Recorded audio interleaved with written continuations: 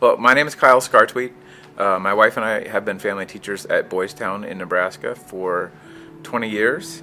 We had a young lady who was privately placed with us, had grown up in a pretty successful home, pretty successful student.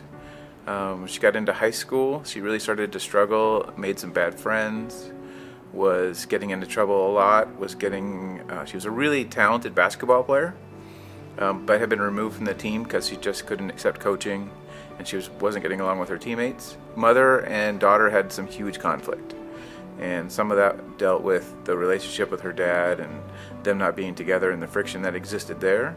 And just resolving that and sort of communicating through it and working through it was really challenging for them.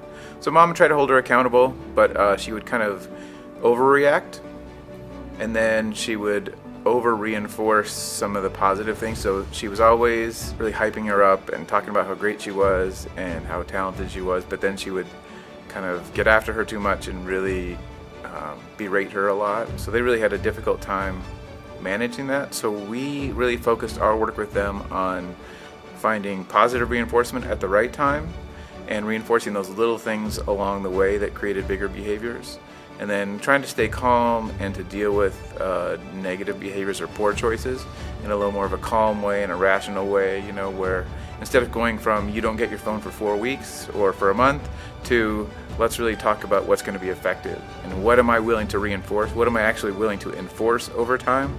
And that was part of the issue too, was mom issued these punishments or these consequences but had a hard time maintaining that over time. And then Drea knew that was the case and and she understood the system, so it really wasn't that effective anymore. So really talking about size of consequence, the duration of consequence, was it really relevant, and does it fit the content of what was happening? Is it going to address the behavior?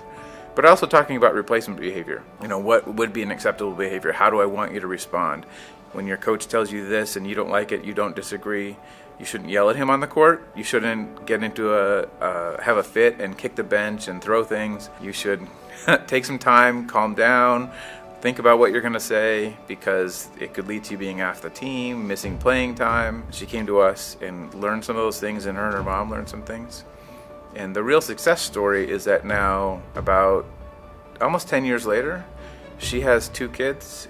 She's successfully married. She talks to us frequently about consequences, what she expects, how does she want them to act, how does she want them to react, so they are aware of what she's looking for, and they have skills. She's teaching them skills along the way at how to handle feedback and how to accept decisions and how to accept consequences. And she's really proud of herself and proud of her and her husband and the success they're having, and their kids are really flourishing.